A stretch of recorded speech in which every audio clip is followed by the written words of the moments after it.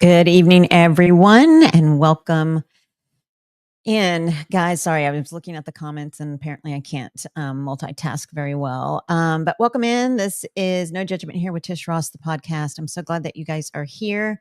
Um, I'm going to welcome some of you guys in, or the people that I can see that are in right now. And then, as always, please, please, please, I just ask if you have some subscribers to your channel. Doesn't matter if it's one or several, but if you can share this podcast out, it's not for self gain or anything like that. It is so that others can hear um, my guest story and their testimony that somebody may so desperately need to hear. So please share this. I hope that you will. I thank you for doing that. And I thank you for being here to support um, myself, but mostly my guest.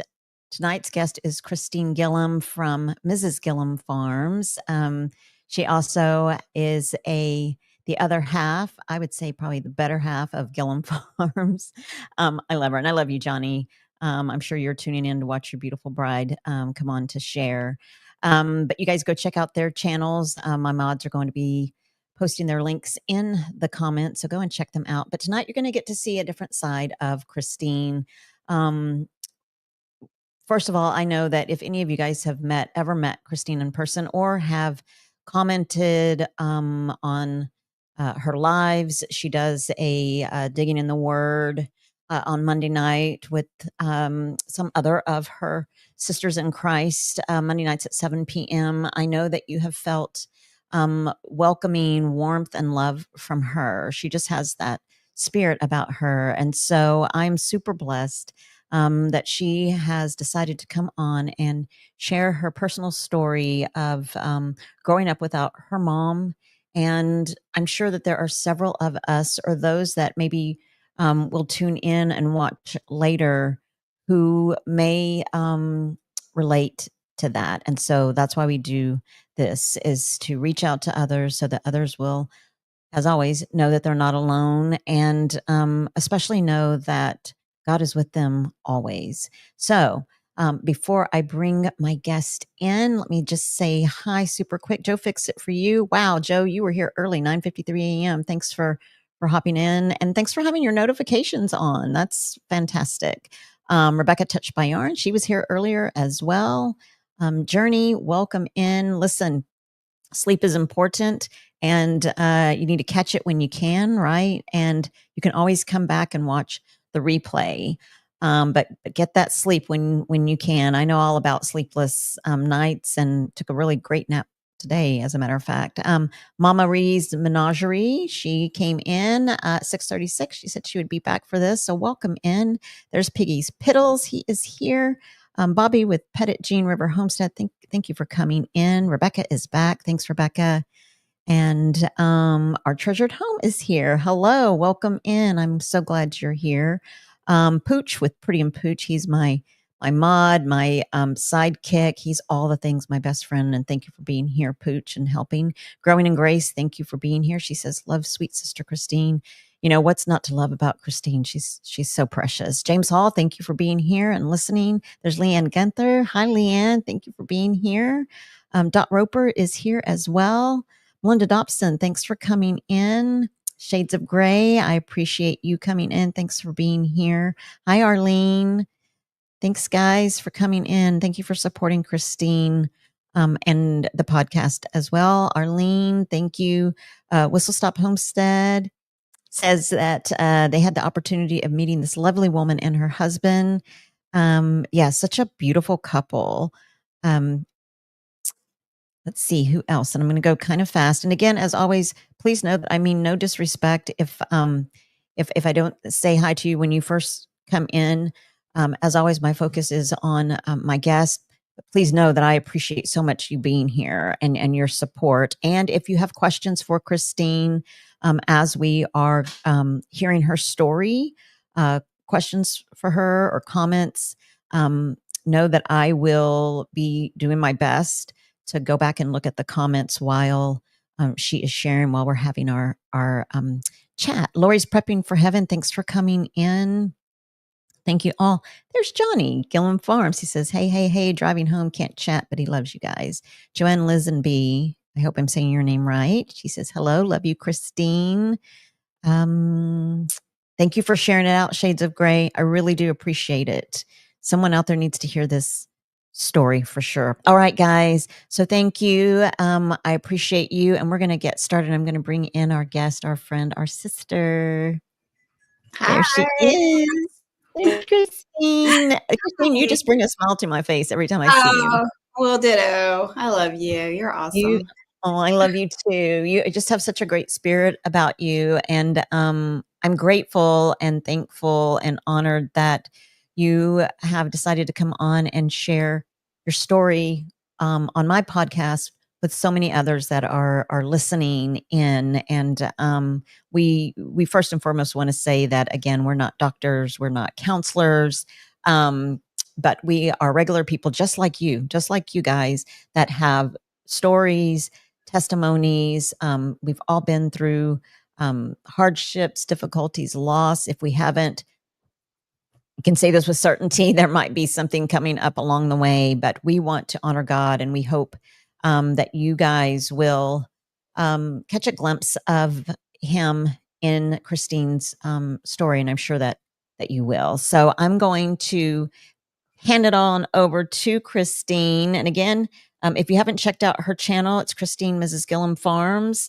And she's also, like I said, the sidekick, better half, but of Johnny at Gilliam Farms. You guys need to go check out their amazing channels. They're awesome. So Christine, welcome in. And I always like to start my interviews with everybody asking them what kind of child you were growing up and what your childhood was like, and what kind of parents you had. And the reason for that is because I think when people start hearing about a little bit about our childhood, then they can start seeing God's hand, maybe a direction of growth as you become a teenager, a young adult, and then adult. And sometimes with that, I'll speak for myself in my childhood. Sometimes trauma rears its ugly head, and then I as an adult go back and think, wonder why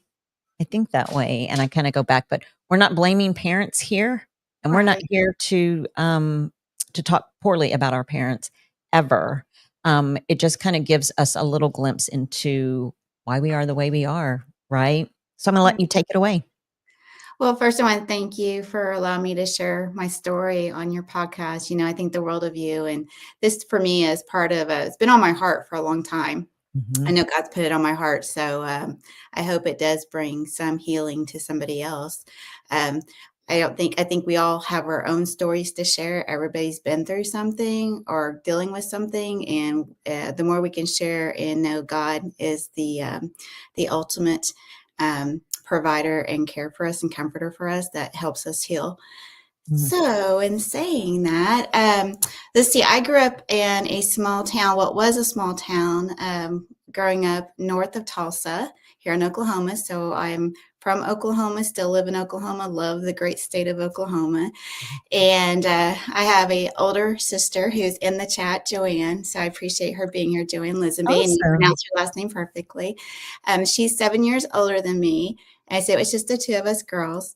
Our mother and father, they were married. They were a little bit older when they had me. So Dad was 10 years older than my mother, I believe. My sister may have to correct me on that. So when my sister was born, they were like 19. He was 29, almost 30 probably. And then I came along a little bit later in life. I think there was a baby in between there that was miscarried. And I don't remember a whole lot about my mom. When you get older and stuff, you don't remember. She died when I was 10 years old. I turned 10 in May, and she died in July of that year. And my sister, her being 7 years older than me, I think it's almost like having 2 different childhoods. So she has a lot more Mhm. memories than I do of my parents, and I always feel blessed when she shares that with me. Mm. We were just talking today earlier, and she shared something about my dad that I didn't realize and my parents, so it's pretty neat. I guess with the we grew up not dad did construction for a living, so it was feast or famine. Mm. And really, there wasn't much feasting. There was just making the bills, but he did right by us. He did the best he could. Um, Mom worked as she needed, but I remember her working nights, like at the school, just being a janitor or something just to help make the ends meet. I Mhm. remember her being home with us. I remember her, having kids, like not daycare, but babysitting kids during the day. I remember we had a little house on Main Street there in town. And then the next thing I remember, we're living in apartments. And I really don't know what happened there. And I kind of meanly say they were the projects. They really probably weren't, but they weren't like the best, And Mm. going to school, there was a lot of meanness about where you lived or came from and stuff. It was more of a to do town. And it's Mm. even more so now. But my parents did the best they could. Um, and then for me as a child, I don't know. My sister would probably tell you better. I think I was the sweet, wonderful. I was the baby, but I'm sure I was a brat in their own way. I was the fat kid though in school, and that comes with a lot of heart, especially back in the 70s and 80s. Kids are pretty cruel, Yes. and I was the one kid that was the overweight little girl at school. And that was a lot of trauma there that you don't realize how it affects you later in life. I'm 52 years old and I still do things that I'm going, wow, I know where that comes from, Mhm. but I don't want to continue that path. So, you just give it to God. And it's hard, it's easy to say, give it to God. Mhm. But when you actually do it, it always tries to come back and remind you. And you're like, nope, not today. That's not who I am anymore. I'm renewed. But it is very hard. My sister says I was not a brat. I don't know. I'm sure every sibling thinks their younger sibling was a brat at one time or another. And I'm sure I was. My sister's 7 years older than me. So I remember her getting to go do things when I thought I should just get to do them with her. And it's like, that's not how it works. But and I, so going back to, we lived there, and then I remember something happened where I think my mom was like an assistant manager at the apartments, and then they took a job in Colorado, Aurora, Colorado, in fact. Mhm. And to me, I felt like that was kind of the thing that changed our family. To me, it's like that's when she became sick, and I don't know. I know she was probably sick 2 years Mhm. before she passed away. And I work in healthcare. I'm not clinical, but I have a passion for patient safety and patients. And I've done that over 30 years. And I think a lot of it has to do with her and me as a child and not knowing what was going on with her. I understand she had, well, let me go back here. Went to Colorado. My sister stayed with my mother's mother for a few months, and she moved with us, and then she came back so she'd go to school because she was like in junior high or high school. I was in elementary school. And I remember it being pretty neat, but no family there. And then the Mm. next thing we were moving back pretty rapidly. And we were back in the same apartment complex. And I don't remember what happened after that, but it seems like to me, I remember her just becoming sick at that time. And the reality for me was, I don't know when it happened, but I remember one time, small memories walking into the bathroom and she was changing a colostomy bag. So she had colon cancer. Okay. And her sister, my aunt, she died a couple years back with colon cancer too. So it's pretty prevalent, I would Mm. say, in my family. Um, that's why I was like, go get your colon check. It's the best thing you can do. It's not a big deal. Just be proactive. Right. Um, but I think she dealt with it probably for 2 years. Symptoms, and we didn't have the money to go to the doctor. We didn't have insurance. Dad did construction.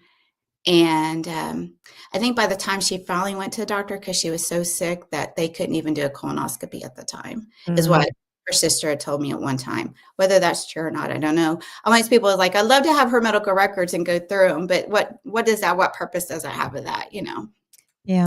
But, yeah, my sister said she's sure she didn't go to the doctor until a major pain, because we didn't go to the doctor. We just didn't have the money to. I mean, it was, you had to be pretty well dying to go to the doctor. In fact, I can remember one time in my childhood going to the doctor, and I remember the doctor looked like Colonel Sanders. That's the only thing I can remember about it.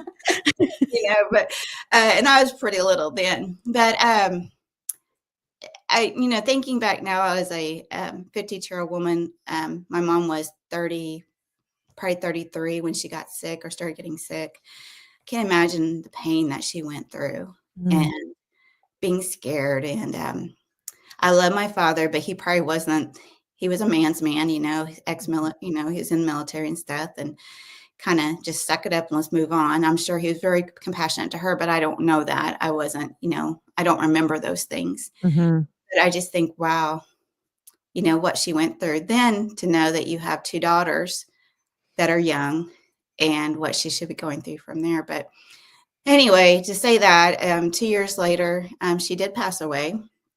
I never got to go see her at the hospital. I think she was in the hospital quite a bit, but back then they didn't let children, which I think is a disservice and horrible thing. Now they let dogs in. I mean, no bad to dogs, but back then, to me, that was part of abuse of a family, of not allowing that. And I'm very pro-family. I think that's part of healing, is having your family with you. And I remember I always hated this couch in our house. It was that horrible 1970s or maybe 80s felt. Everybody had it in their house. And we had we had one that was made out into a bed, like a sleeper one, but it was like this gold green, perfect 1970s stuff. But I remember her being in there a lot, laying there, and being a child, you don't understand that. You don't understand she needs to rest. You just know your mom's sick. How inconvenient, probably. And you don't understand what she's going through, let alone dying. And I have a lot of regret. I understand that. I understand that as an adult, I do, because I think I can't speak for everybody, but I can speak for myself in that before my dad passed, there was a phone call that I didn't accept. I've shared it before, and it was just without going through the whole spiel. This isn't about me today, but knowing that I didn't accept the phone call because I was just mad at my dad for being an alcoholic, which was ridiculous. As an adult, I see that, right? Right. And I regret, because that was the last opportunity for me to have a conversation with him, because he passed not too long after that. And so I honestly, Christine, I had to go to therapy about that, because it was driving me spiraling down, because I thought, what have I done? What have I done? But unfortunately, we live with I think it's an unnecessary regret, right? Because when you're kids, you don't know. Do you agree? I absolutely agree. Yeah. I mean, right now, just my sister said you're a baby, and I was, and she was too. But it's something that, it forms who you are.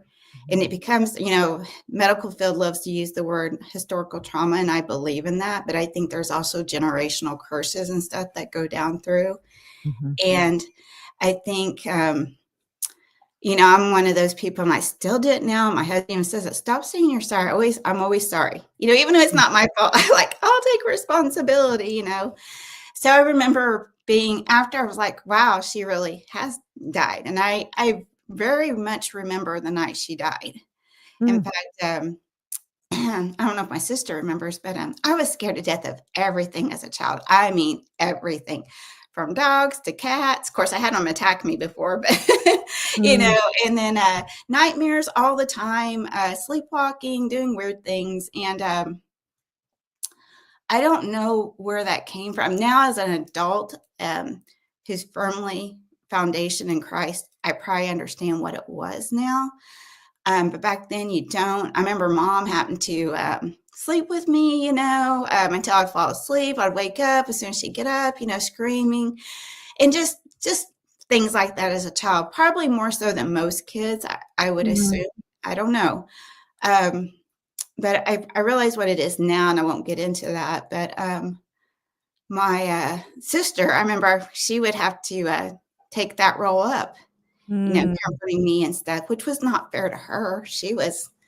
I think she was 50. Well, she's probably 14 when my mom started getting sick. And then she had just turned 16 or was getting ready to turn 16 when our mom died. In fact, I think she told me they had to change my mom's funeral date because it was going to fall. They wanted to do it on her birthday and her 17th birthday, I think what it was. And so my dad didn't allow that to happen. But I remember we always watched Star Trek every evening. It was like Sunday night or something, or I don't know if it was like after the news. It was Star Trek, and we both loved Star Trek at the time. I'm sorry, I'm ratting her out. But we'd watch that at night or something and, go sleep. And I remember having this dream about my mom dying. And I remember screaming, and it wasn't that she was in a hospital dying. It was something weird. I can't remember the dream. I just remember screaming, and I remember my sister saying, and I hope this isn't just a false memory, but my memory is that she comforted me and said, yes, mom died. Her mama died. And remember them keeping me in the bedroom, people coming over is what I heard. But that was some of the times when I think I started having a lot of resentment. That I wasn't included. Sorry. It's okay. It's so hard, Christine. Yeah. It is. And so selfish to think it only affected me where my dad was going through something. Mom definitely went through something. I just can imagine knowing you have 2 babies at home that you're going to have to leave, and you have a husband that it was definitely, he worked, it wasn't like the dads you see now that are just all about the kids. It's kind of like one of those times where it's like they're to be seen, not heard, kind of. And he was older too. But again, my father did the very best he could. I think he had gone through a lot of things probably when he was a kid or teenager and stuff. And it's just those generational curses, But I know the one thing was what felt like it was wrong to mourn her. Like need to get over it. Even when I was older, not too long before he died, I said something about that I really don't remember her. And he's like, how could you not remember her? And I'm like, I was a kid, and you get older, and, we're talking like 40 years later. I don't remember. I don't know what her voice sounds like. I don't know what her laugh sounds like. The one thing I have of hers that I cherish is, remember those 33 albums that we used to have like Disney, and it'd open them up and stuff. Well, I love to take things. They had show and tell at school, so I always want to take something show and tell. And I had something there's a record, and I think she wrote my name on the cover, not the cover, but the insert part that was white. And I found it. And it was her handwriting. So I remember cutting that when I was a teenager. When I finally got rid of the Disney record or something. I don't remember. Maybe it was something else. But I remember it being a 33 album, and I still have that. And it's her handwriting, and it's absolutely beautiful to me. And I always thought, well, Wednesdays I'm going to get a tattoo. I'm like, no, I'm not going to do that because I'm too scared to do that. But it's those little precious things, that help you. You try to hang on to memories, and sometimes it's like I'm not sure if that's my memory or somebody else's memory about it. I just said that to my sister this morning. We were talking about my parents making stepping stones. How cool is that, And I remember things about it, but I'm like, am I remembering my memory, or am I remembering something that my sister had happen, seeing it. But anyway, growing up without her was hard. And I think it would be hard for anybody, any child, to grow up without a parent. Of course, there's a lot of kids out there that don't have parents at all. It's not that their parents have died or anything.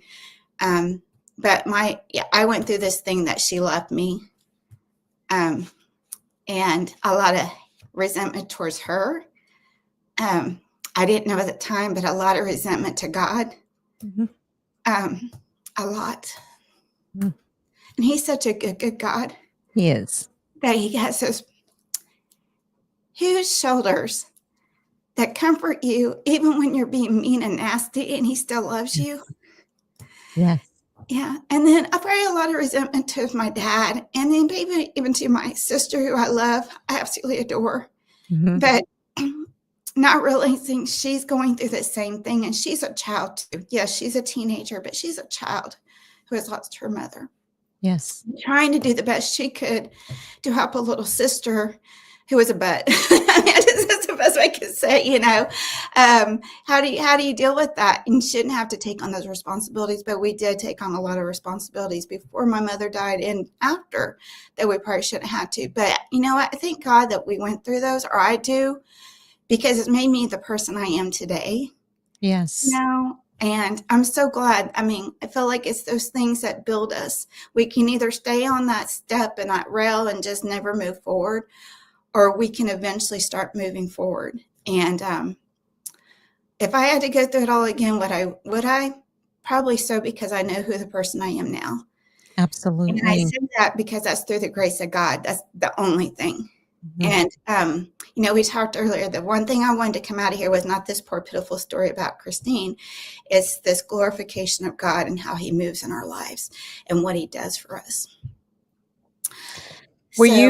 Did your parents, growing up, did you guys go to church? Did you know who the Lord was growing up? I did. And that is the best gift my parents gave us. Weird thing is my dad and mom didn't go to church with us. My mom did, I remember, after she got sick, and I know that I'm going to see her again one day. Mm-hmm. My dad, I believe I'll see him again one day. My dad grew up with a pastor, or a grandfather that was a Baptist preacher, he knew God, but he didn't go to church when we were kids. But I know that there was, back when they had church buses and visitation, mm-hmm. and knocked on your door, there was a couple that I understand, or a couple of couples that came by and did visitation. I was probably, I think, 2 years old. My sister, 9 years old. And my mom and dad allowed them to take us on the church bus and take us to a church that I remember growing up in, until probably, probably until a few years after she died. And then I don't remember what happened, but I stopped going there. I don't know if it's because I didn't have I don't know. I can't remember. But I had that foundation. It was Free Will Baptist, church. But they gave me the gift of knowing God. They gave me the opportunity. And I do remember asking my dad that one time. I said, what would make you and mom to ever put us on a bus with strangers? It wasn't that day. I think there was more visitation. But I do remember my mom being very protective, the way I think parents should be. Mm-hmm. And knowing what I know, I'm like shocked that they did that. But they had faith. God must have put it on their heart, at least my mom's heart, to do that. And of course, my sister, maybe they thought she was a lot older, but can you imagine putting your 9-year-old and a 2-year-old on the bus? And I think that's how it happened. My sister may have to clarify that. But I just remember, Sunday schools, learning about God. Did I have a relationship with God? No, but I had a foundation of who he was and who Jesus was. Right. And I was, they never, like I said, my dad never went to church. I never went to church with my dad, but my mother, before she got sick, she was an active member of our church, is what I remember. And I'm sure that was her coming to the knowledge that she was going to be, die, and, making her life right with God, because she knew that there was life after, and this world. And I'm so glad she did that. That's one reassurance. I've gotten to that age when you hear about somebody dying, to me, that's just part of life. And it's probably more so after my mom died that I have kind of a different look at death. Mm-hmm. I don't get as upset about people dying. I do when there's a child or something dying, but when it comes to another adult, even if they're young, I'm just kind of like, well, I hope they knew Jesus, I hope they have that relationship with Jesus, because I know that this is not our home, right? This is just a stepping ground. But wow. But I'm so thankful to them that they let us have that time. Absolutely. And it's so important, that we as parents or caregivers or foster parents, whomever is guardianship over children. It is the 1000%, the one thing that is necessary to give your children the opportunity to know who God is. I mean, even if they're not going to church or whatnot, to each their own, but to at least give your children a foundation to build their lives on. And the only foundation that we should be building our lives on is the foundation of Jesus Christ. Amen. Because if you don't, you, Christine, myself, anyone that is going through a traumatic experience, without God, you don't get through it. You don't get through it. You don't. I mean, as hard as it is to speak about your mom, her passing, I think about my parents and their passing, and I think, it's a lifetime of grief. But there's the reassurance, the peace that comes from only God can give us, that peace that surpasses all understanding, knowing that, yes, I may be grieving here, but man, can't wait till I get to see them, in heaven, because I know they're there. But let me ask you this. So growing up, did you have, I know that you were young at 10 years of age. Did you have, as a teenager, and into your 20s, did you have a female mentor, someone that poured into you, possibly? I mean, I think for girls that are listening now, this is the reason my question, Christine, is for young girls now that do not have a mom in their lives, whether they are deceased or whatever the situation is. Who did you turn to? Who do you go to when your body starts changing, when you start liking a boy, or did you have someone pouring into you? I would say probably the only person that I trusted to pour into me was my sister, but she was a child herself. My mom had a sister that was not, she wasn't the aunt she needed to be. And I forgive her of that. And that's probably just happened recently. My mother's mother, she's pretty wild. I would say wild, but she had her own ways of thinking. So she wasn't very nurturing. Do I think she loved us? Oh, absolutely. But was she somebody that could nourish you and, give you that role model? No. My dad, one of the things I kind of resented him for a long time is it didn't take him very long to find a girlfriend, which that's a lot of times, especially back then, men just, they can't be alone. And there's a lot of women like that too. Right. But, she had no interest in me. She had her own children and stuff. And he dated her for a long time. But she made it known that I was probably a hindrance. And that was one of the things where I didn't want anybody to replace my mom.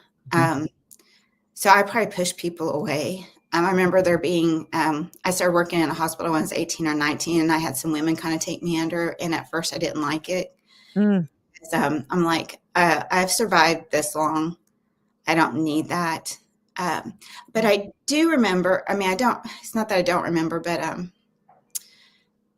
probably in 5th grade, probably right after my mom died, I met a girl, friends. We rode kind of similar buses and stuff, and we had become friends. But then we lost friendship, and then we became friends again in our high school years, going to choir, stuff like that.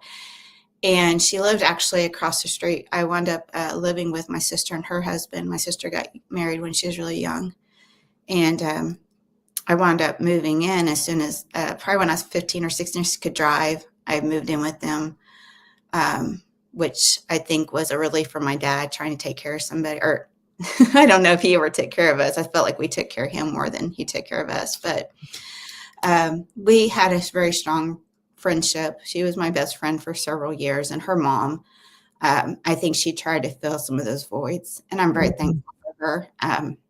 She's even an author too. She has some Christian books out there, but they've got me going back into church. It was some full gospel churches and stuff, and it was pretty neat. But that's where I felt like I started building that relationship with God again, because there was a time I was like, I don't want anything. Not that I didn't believe in his existence, but it's like I didn't need or want a relationship. And I think I didn't really want or need a relationship with anybody. I said I wasn't going to cry on this, and here I go. It's okay. But I just see the reason I'm crying is tears of joy, because I know where God took me from and where I am now. And it's just amazing. It is truly amazing, because this isn't about Christine. It's not about Tish, this life. It's about Jesus and what he's done for us. Everything points back to Jesus. And I just think about those steps of my life and what's happened, and I'm thinking, I'm glad that happened. I really am. Even like the relationship that my dad has, that did not fill my cup, but what it taught me with his girlfriends and stuff was that I knew the one thing I wanted to be a mother. I mean, some little girl baby dolls, all that stuff. And that didn't happen in the way I thought it would. And we'll get to that in a minute. But I've been very blessed. But I knew that I wanted to be the very best mother I could be. And, but what I didn't know was going through that with a person who was a stepmom or whatever she was at the time, that I would be a stepmom later in life to two girls that I love and adore. And God blessed me with that when I couldn't biologically have children. And I know I'm kind of jumping the story here, but I met, went through a rough high school years. I did have this one woman who was part of my life. And then the friendship dissolved. I don't know what happened. It's just you start going to school, you start working, after, and you have to, I knew as a young child that I was going to have to just, you work, make your way and go. Dad put in a big work ethics with us. But I don't know what happened, that friendship. So I lost that with the mother and stuff. And then I felt like the hospital that I worked at and the women there, the nurses, they raised me, And my sister, she was a big part of my life too. But I feel like sometimes I felt like I was surviving. And that's probably just the selfish part of me, because I went through a lot of things and just was not, happy. When you're overweight, you lost your mom, you're probably going through depression, you're not getting the counseling you need, you don't get the spiritual lift that you need, you're just kind of like, well, why am I even here kind of thing. And I think I went through that, probably from the age of 10 to even probably till I met my husband. And when I met him, that's when really life changed, and you see how God worked in that. And it's just amazing. So something very, something that a lot of people feel, I don't know, like they can't say or don't want to say or feel bad for saying is that sometimes we get angry, and we get angry at the people on earth that love us the most, right? The people that we love the most on earth. And we also get angry with our Father God. And I too have had times when I was angry and at him or with him. And while he didn't cause what has happened, boy, he was there to pick me up every single time to heal me. He's a big God, and he can take it, and he knows we're human, and he knows our feelings and emotions. He gives them to us, and to try to mask or hide them, you can't heal. You cannot heal if you don't release those feelings. And what better Father to release those to than the one that is going to heal you from your pain. And he is so good and so beautiful that he will take it, and he loves you unconditionally. Unconditionally. Yeah, he loves us at our worst and never thinks to not love us. I mean, he's our creator. He's, I get tongue tied when I talk about him because it's just utterance of my love for him and what he's done for me. And I'm in awe of him. Yes. And he's the one that never, ever has left me. That's when right. I've walked away, he's never left me. When I've been my ugliest, he doesn't get mad at me. He may discipline me because we all need to be disciplined, but it's out of love. Right. No. What good parent doesn't correct behaviors, and remind you of who you were supposed to be. And when you're going through that, it doesn't feel so good. We were talking about it on our Bible study about, pruning a tree, and it's pretty rough. But look at what fruit comes forth from that pruning. It's ugly. It's not pretty. I'm sure it's somewhat painful. Not painful, but, it's going through that tree's going through all these different things, trying to transition and stuff and dealing with that. But if it's done right, it brings such beautiful fruit. And that's what God does. He is the master pruner. He's able to do that. Takes what, is meant for bad and evil and take that away and heal you. And then you've got this love that never stops, this beautiful, fruition of your life, here on earth. And that it's only going to get better when you're not breathing on this earth. That's the awe of it.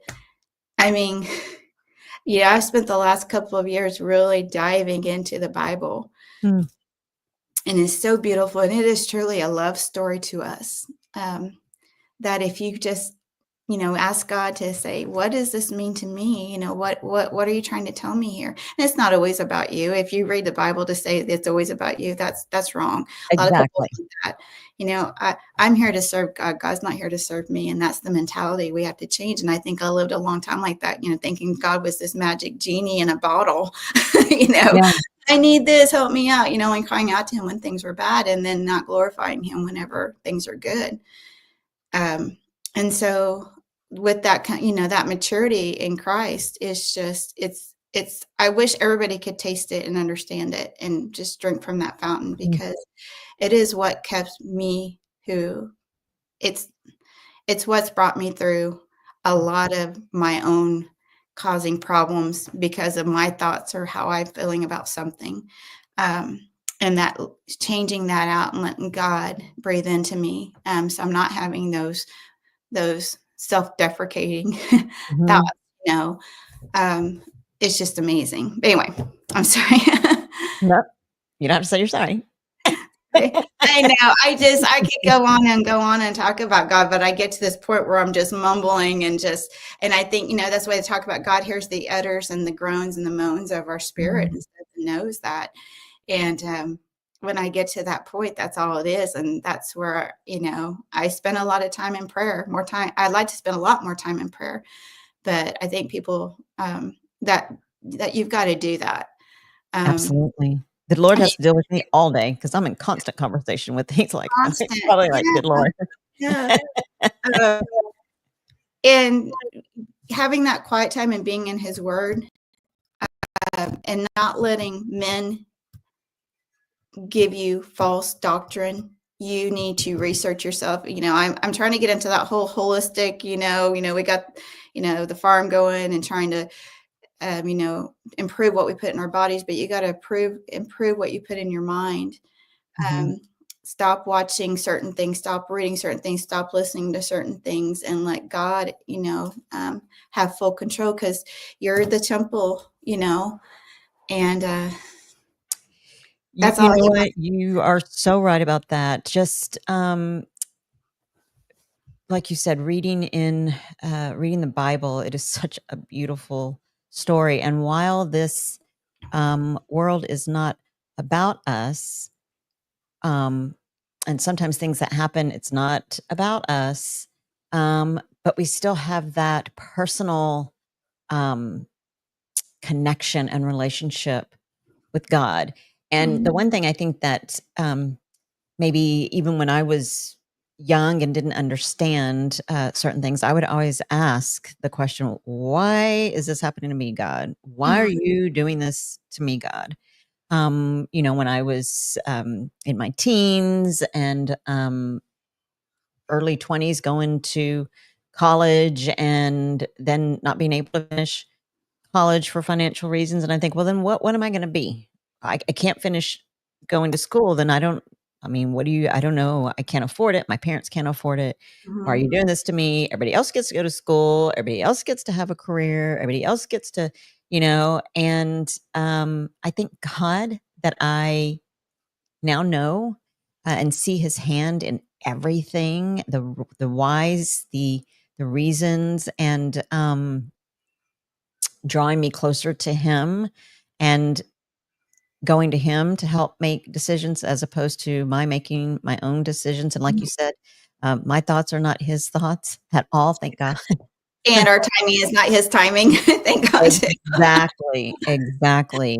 And so let me ask you this, Christine. We talk about resentment or feeling resentment, and we talk about when we're younger. I mean, gosh, we have these feelings and we're not mature enough to understand them. What would you, and we kind of chatted about this beforehand, but what would you say to a young woman, a young boy who is growing up without their parent? They lost them at a young age, and the yearning for their biological parent. I want my mom. I want my dad. They're gone either by choice or through death. And they're going through this range of emotions. They're getting ready to move into they're going to be 11, they're going to be 12, 13, some very formative years, the pressure, the pain. What do you say? And in the comments too, if you guys want to chime in, what do you say? What advice can you give a young girl? That it gets better. I mean, they say time heals wounds, and I say that, but I sit there and kind of go through. Mother's Days are very hard, very, very hard for several reasons, but I want to say that God meets our needs. If you can hang on to God and know that His word is true, is perfect, and that He can heal you, that's how you get through, is building that relationship. But how do you tell that to a 12-year-old or 13 when they're going through all that stuff? All you can do is really love them, pray for them, and try to meet their needs. If you're an aunt and you have a child over here that needs that, be that for them. Be what they need you to be. I can't. My memory's so bad, Tish. I can't remember exactly what I said. It was probably very profound at the time. But, thinking about it now and here, it's kind of like, what do you tell a child? I think at that time in my life, no matter what anybody told me, I wouldn't have received it very well. I think one thing is we need to let people mourn the loss of things. And it's okay. And it's okay to have a bad day. It's okay to be a happy day. We need to let people have their feelings. Now, if it becomes intrusive and, unhealthy, that needs to change, and you really have to watch what's happening there. But again, it's so hard. Just being there for them. Yes. Yeah. I think if the girlfriend that my dad had just said, hey, if you need to talk, I'm here. I'm not here to replace your mom.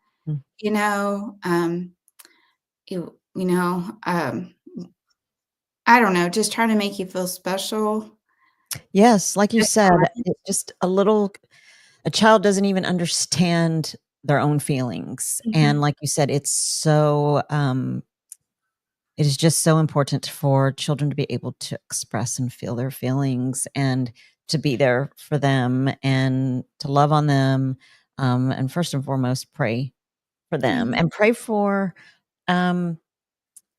yourself so that God will give you the words, the wisdom as to how you can pour into someone who's going to be lost for possibly lost for a bit. I'm going to go to the comments super quick, and then I have another question for you. Let's see here. I'm going up a little bit, quite a bit, and thank you again, everybody that's here, and please share this out. We're grateful that you can. Again, this is not about us. This is all about how God can get you through, the most difficult times. And we're going to have them. We're going to have them. Let's see here. Whistle Stop Homestead, welcome in. They said my mom had colon cancer as well. Oh, I'm so sorry. Your sister is so sweet. Of course, you know that. She says, you're a baby and I love you, sissy. Growing in grace says God is faithful. Yes, he is. Lori's prepping for heaven says, if you didn't know, you don't need to feel guilty about your reaction.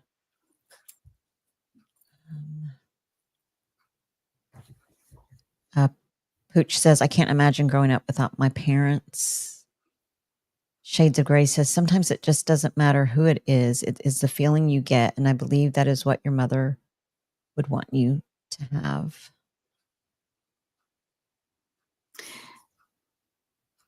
Bobby Pettit, Jean River Homestead says, I remember my dad smoking in church. That's funny. Shades of Gray said, yes, same. My parents did not go, but we had the church bus. Mm-hmm. I'm sorry, Christine, you were going to say something. No, thank God for those church buses, those visitations. I mean, they don't do that anymore, and it'd probably be dangerous for people to do that visitation now. I think, but I mean, I'm so blessed that I grew up in the time that I did and had that. I mean, same. That was my probably first introduction to church, is getting on the church bus, and then we started going to church. But your sister said you are doing such a beautiful interview, and I'm so proud of you. What a sweet sister she is. Pooch says, what a terrible way to go through life without knowing Jesus. Yeah, that's the one thing that always boggles my mind, is I can't imagine what somebody's going through without knowing Jesus and going through the things that life throws at us, even if we're still mad at God when we're going through it, but still, he's always there for us, and he's protecting us and comforting us, and just knowing that. That's one of my favorite scriptures, is in Psalms. I don't know exactly, but it talks about that God is near to the brokenhearted. I mean, he's the great comforter. I mean, Piggy's Piddle says, God has been my guide, my counselor, my teacher. He hasn't taken the pain away. He's helped me understand it. I'll never speak of it all openly to many ever. Mama Ree's Menagerie says, I'm so grateful that God keeps pruning me because I know he loves me. Yes. Yes. Hi, Homesteading Outlaws. Welcome in. Again, welcome into everyone I haven't said hello to personally. I thank you so much for being here. Lori's Prepping for Heaven says he loves us so much that Jesus would go through his passion for each and every one of us individually. Yes, that is, I get chills thinking about that, because I don't even know if I can say it. I'm like you, Christine. I just, it's hard to, undeserving of yeah, what Jesus went through.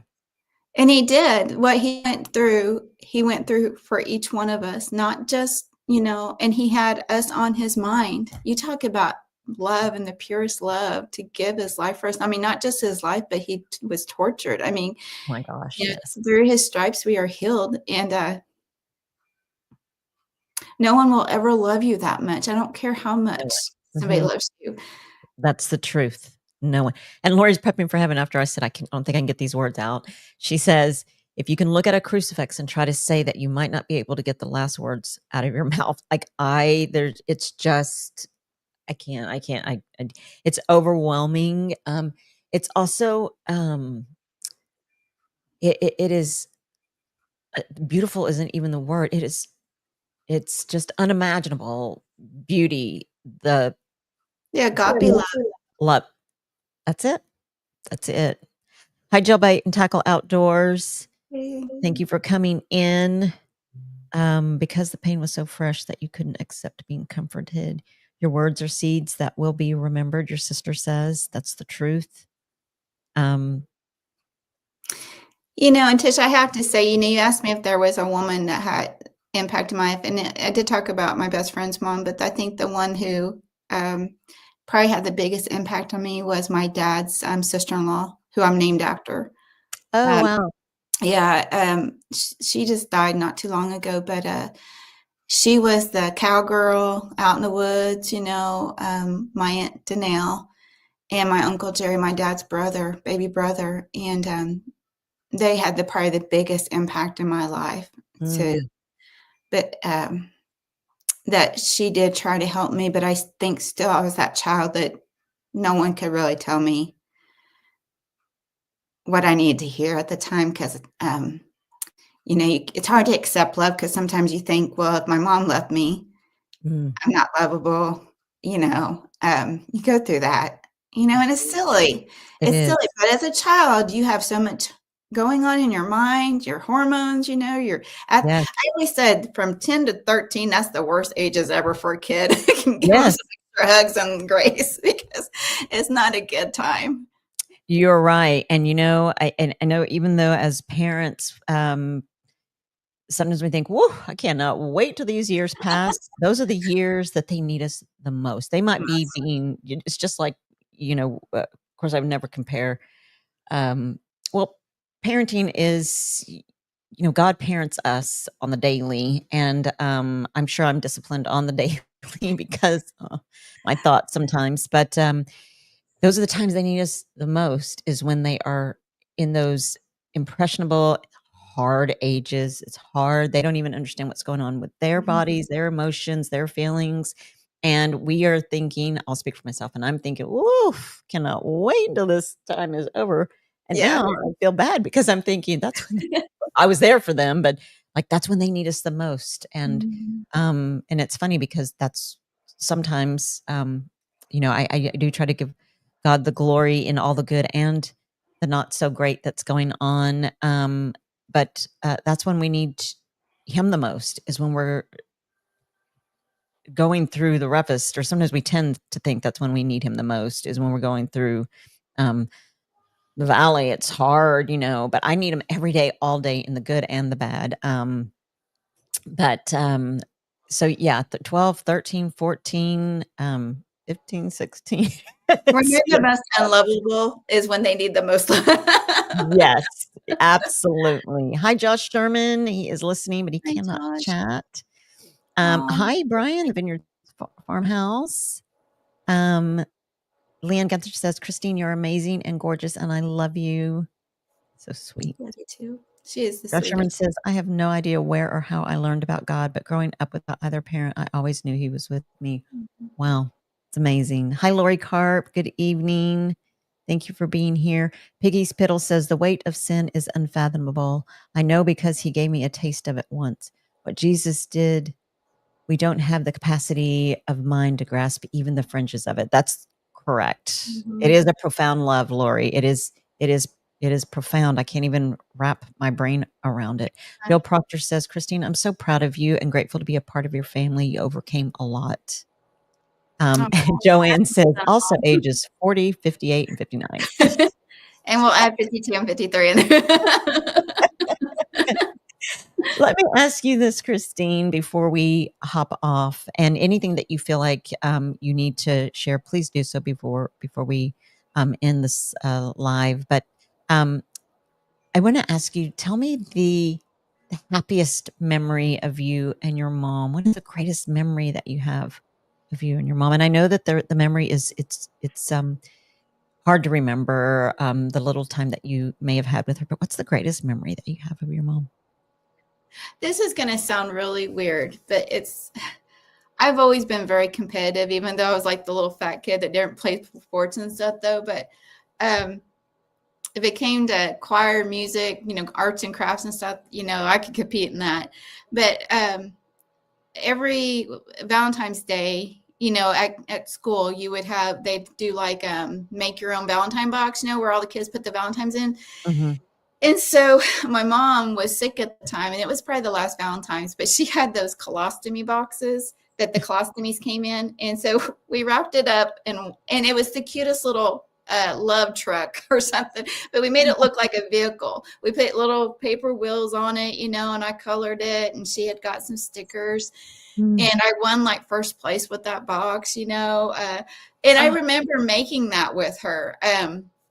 But very vaguely, but that, something that again could have been a bad thing, but I just remember it was, now I know what it was, the box that all the medical supplies came in, but boy, we prettied it up. And I remember that. And then, yeah, it's little memories like that. I know she was very involved in school. Like, I think she was probably the president or the vice president of the PTA when I was in elementary school, and they always had like a big carnival.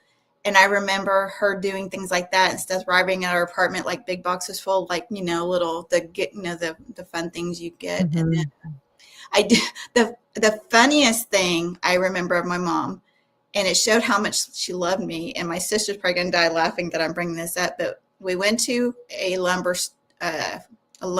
yard mm-hmm. to get some wood, whatever it was, 2x4s or whatever. But there was this mean yellow tomcat out there that didn't have a tail. And I think the boys there that worked were real mean to it. So it was mean and mm-hmm. nasty. And I got out with my mom. My sister stayed in the truck. And I remember seeing that cat. And the next thing, I turned around, looked at my mom, and I remember seeing her eyes get real big. And that cat was on me, just, scratching me, clawing me. I guess it sensed fear or something. And I just remember her, like, I don't know if she had a handbag or something, trying to beat it off of me. She stuck me in the truck with my sister, and she was finishing up business. And the window was only cracked open like this much. And the cat got in there, was after me, and my sister climbing all over my sister, But that's just some of the funny things. I was thinking how protective she was. I just remember seeing something, I don't know what it was, but her going after, like David and Goliath with this little cat. That's hilarious. But I mean, it's funny. I mean, it's funny now, and I just see so much love in that, but it's hysterical. But yeah, there's little things like that I just hang on to, I remember, boy, I wish I could remember what it felt like to get a hug from her or to hear her. They say she had a wonderful laugh. And that's what I think is one of the things that really drew me to you, Tish, is that you have the most sweetest, beautiful laugh that I love. It's pure joy. And I think maybe that's probably part of that, is because whenever I hear somebody say something about she was swinging that handbag at my sister, and I was scared to death of animals at the point too, So like, anyway.